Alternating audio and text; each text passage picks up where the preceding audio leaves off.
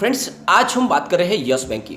जैसे कि आपको पता ही होगा, यस बैंक पूरी तरह से डूब चुकी थी और उसके पीछे वजह थी राणा कपूर। राणा कपूर ने ऐसे ऐसे लोन बांटे जो सारे के सारे एनपीए बन गए और बाद में पोजीशन ये रही कि पूरी तरह से बैंक डूब गई और फिर आरबीआई ने इसकी कमान एसबीआई के हाथ में सौंपी और एसबीआई ने इसकी कमान प्रशांत कुमार के हाथ में सौंपी और एक बोर्ड गठन किया गया।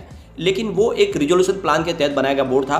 लेकिन अब जो समय बीत चुका है, लगभग 2 साल के ऊपर समय निकल गया, तो अब यहाँ पे आरबीआई की तरफ से फैसला किया गया कि यहाँ पे अब एक परमानेंट बोर्ड बनाया जाएगा जो सारे रूल्स रेगुलेशन के हिसाब से चलेगा। यानी जो बैंकों के लिए जो रूल्स बने हैं उस रूल के हिसाब से वो बोर्ड चलेगा, क्योंकि अब वो समय निकल चुका है। बोर्ड अब अपनी पुरानी गति से कामकाज करना शुरू कर सकता है नया बोर्ड, क्योंकि अब बैंक पटरी पे आ चुकी है। तो ऐसे में एक बड़ा निर्णय लिया गया है। इस निर्णय को हम डिस्कस करेंगे, जानने की कोशिश करेंगे क्या क्या चेंजेस होने वाले, कैसा बोर्ड बनेगा, उसको इस वीडियो के माध्यम से डिस्कस करेंगे। दूसरी तरफ यस बैंक ने अपने कारोबार को लेकर एक बहुत बड़ा डिसीजन लिया गया है। क्या है वो डिसीजन, उसको भी डिस्कस करेंगे। और आरबीआई की तरफ से आज रेपो रेट बढ़ा दिया गया है। आगे क्या संभावना बन रही है, अब क्या बैंकिंग शेयरों में तेजी आएगी, इस आरबीआई के नियम का क्या फायदा होने वाला है, आरबीआई ने जो बदलाव किया उसका क्या बेनिफिट मिलने वाला है आगे जाके बैंकों को, इन सारी बातों को जानेंगे इस वीडियो के माध्यम से। और यहाँ पे अगर आप देखो तो क्या इस समय हमें यस बैंक में इन्वेस्टमेंट करना चाहिए।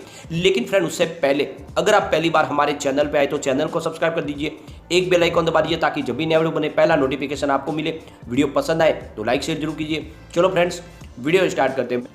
सबसे पहले आज के कारोबार को डिस्कस करेंगे।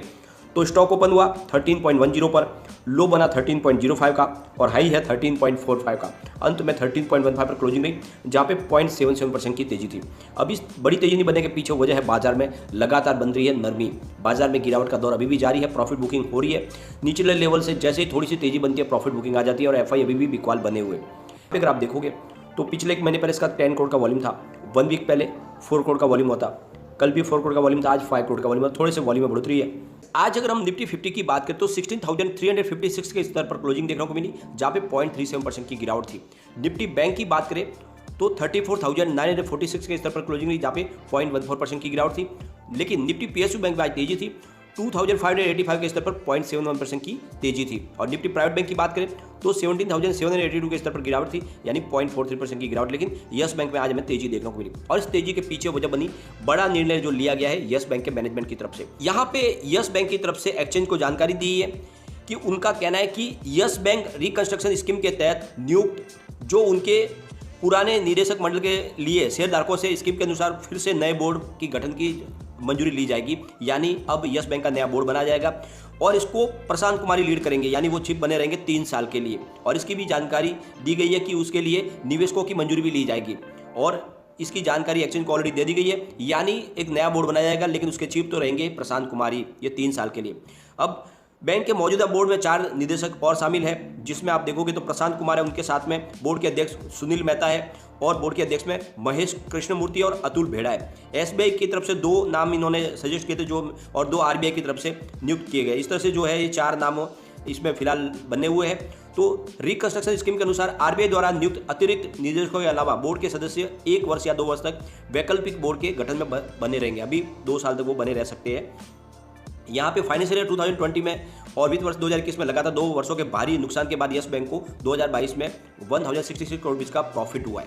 यस बैंक के बड़े शेयरधारक जिसमें स्टेट बैंक ऑफ इंडिया है, उनकी सिफारिश के आधार पर यस बैंक के बोर्ड ने कहा है कि उसने एक नए बोर्ड की नियुक्ति की प्रक्रिया शुरू कर दी, यानी नया बोर्ड गठित होगा।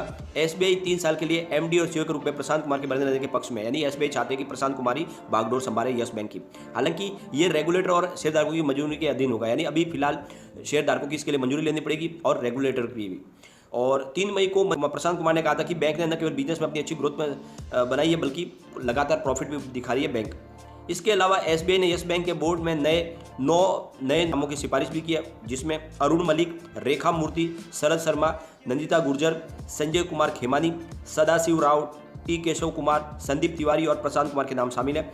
इनको नए बोर्ड में जगह मिलेगी, ऐसी संभावना बन रही है। यस बैंक ने कहा है कि शेयरधारकों की मंजूरी मिलने पर 3 मौजूदा बोर्ड सदस्य मेहता, कृष्णमूर्ति और भेड़ा नए बोर्ड को प्रभार सौंप देंगे। यानी जैसे ही नए बोर्ड का गठन होगा तो उसका प्रभार सौंप दिया जाएगा इनके माध्यम से। नए बैंक के गठन को मंजूरी मिलने के बाद 15 जुलाई को शेयरधारकों की मीटिंग बुलाई जाएगी। तो यहाँ पे शेयरधारकों की परमिशन लेनी जरूरी है, उसके बाद में ही नया बोर्ड बनेगा। तो एक तरह से देखें तो ये एक अल्टरनेट बोर्ड बनाया गया था और अब यहाँ पे एक नया बोर्ड का गठन होगा, क्योंकि बैंक पूरी तरह से पटरी पे आ चुकी है। और इस तरह यस बैंक ने कहा कि एक नए बोर्ड के तहत अच्छे एग्रेसिव तरीके से यस बैंक आगे बढ़ पाएगी। फ्रेंड्स, यहाँ पे यस बैंक ने एक बहुत बड़ा निर्णय और लिया है। उन्होंने अपनी एफडी के लिए ब्याज दर को बढ़ा दिया है, यानी अब लोगों को ज़्यादा ब्याज मिल पाएगा। तो जो जनरल पब्लिक है उनके लिए 3.25% से लेकर 6.25% का ब्याज रखा गया है, और सीनियर सिटीजन के लिए 3.75% से लेकर 7% ब्याज दिया जाएगा। तो अलग अलग दिन के हिसाब से बैंक जो है ब्याज देगी। अगर आप देखोगे तो 7 से लेकर 14 डेज के लिए 3.25% रहेगा, और 15 डेज से लेकर 45 डेज के लिए 3.50% ब्याज दिया जाएगा, और 46 से लेकर 90 डेज के लिए 4% ब्याज बैंक की तरफ से मिलेगा, और 3 मंथ से लेकर 6 मंथ के लिए आप देखो तो 4.50% का ब्याज मिलेगा, और यहाँ पे 6 मंथ से 9 मंथ के लिए जो ब्याज है उस पर 4.75% का ब्याज मिलेगा, और 9 महीने से लेकर 1 साल के लिए आपको 5% ब्याज मिलेगा। तो ये आप एक तरह से देखो तो ब्याज उन्होंने बढ़ा दिया है। पुरानी जो ब्याज दरें थी उसमें बड़ा उन्होंने अच्छी खासी बढ़ोतरी किया। सीनियर सिटीजन को एक्स्ट्रा बेनिफिट मिलेगा। तो यहाँ पे एक तरह से देखो तो यस बैंक अपने कारोबार को फिर से आगे बढ़ाने के लिए इन्होंने एक बड़ा अट्रैक्टिव प्लान बनाया है, यानी उन्होंने अपनी एफडी की दरें बढ़ा दी है, जिससे और नए कस्टमर उनकी तरफ जुड़ सकते हैं। यहाँ पे देखो तो आरबीआई की तरफ से आज रेपो रेट पॉलिसी में फिर से बदलाव किया गया। आज मीटिंग थी आरबीआई की, और उन्होंने यहाँ पे देखोगे तो रेपो रेट में फिर से बढ़ा कर दी है, यानी 50 बेसिस पॉइंट बढ़ा के अब 4.90% पे आ गई है।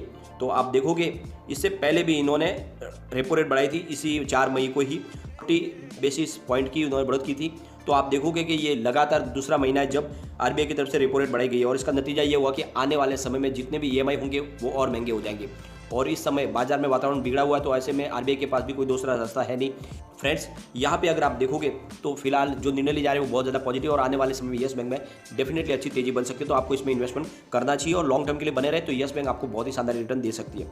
यहाँ पे कम्युनिटी सेंटीमेंट स्टॉक के साथ बना हुआ है, यानी 80% बाई की कॉल है, 13% सेल की कॉल है, 7% होल्ड की कॉल है। तो ये आप देख लो कि लोगों का रुझान अच्छा खासा स्टॉक की तरफ बना हुआ है, और इस समय आप इन्वेस्टमेंट करें, क्योंकि गिरावट में स्टॉक आपके नीचे जाने की संभावना बहुत कम है, और जैसे ही तेजी बनेगी स्टॉक बिल्कुल दौड़ेगा और आपके निवेश को कई गुना बढ़ा देगा। यहाँ पे एक बार इसके पिवट लेवल को भी चेक कर लेते हैं। तो गिरावट होती है तो 12.98 का फर्स्ट सपोर्ट है, ये सपोर्ट टूटा तो 12.92 तक स्टॉक जा सकता है, और नीचे गया तो फिर 12.78 तक जाएगा। पॉजिटिव माहौल बना तो 13.18 का फर्स्ट रेजिस्टेंस है, इसको ब्रेक किया तो 13.32 तक स्टॉक जाएगा, और ऊपर गया तो फिर 13.38 तक जा सकता है। तो फिलहाल एक स्टॉक एक ही दायरे में आपको ट्रेड करता हुआ दिखाई देगा, बड़ी तेजी उठापटक आपको दिखाई नहीं देगी। इसके पीछे सबसे बड़ी वजह है कि बाजार में भी आपको बड़ी तेजी नहीं दिखाई देगी, और आप देखोगे तो आरबीआई अपनी तरफ से क्रेडिट पॉलिसी की वजह से बदलाव कर रहे हैं, उसका भी असर देखने को मिल रहा है। दूसरी तरफ एफआई बाजार से लगातार अपनी बिकवाली कर रहे हैं। नतीजा यह है कि बाजार में बड़ी आपको तेजी बनती हुई नहीं दिखाई देगी, लेकिन गिरावट भी नहीं होगी। इसके पीछे वजह यह है कि हमारे बड़े फंड हाउस यहाँ पे लगातार खरीदारी भी करें, तो ऐसे में एक ही दायरे में आपको ट्रेड करता हुआ स्टॉक को दिखाई देगा। तो यस बैंक में ये मौका है जब खरीदारी करें और लॉन्ग टर्म के लिए बने रहे, डेफिनेटली आपको बहुत ही अच्छा रिटर्न मिलेगा। लेकिन फ्रेंड, कोई भी इन्वेस्टमेंट करने से पहले अपने फाइनेंशियल एडवाइजर से एक बार भी ले ले, या अपना खुद का रिसर्च करें, क्योंकि मैंने वीडियो आपके एजुकेशनल पर्पज के लिए ही बनाया। वीडियो पसंद आए तो लाइक से जरूर कीजिए और चैनल को सब्सक्राइब कर दीजिए।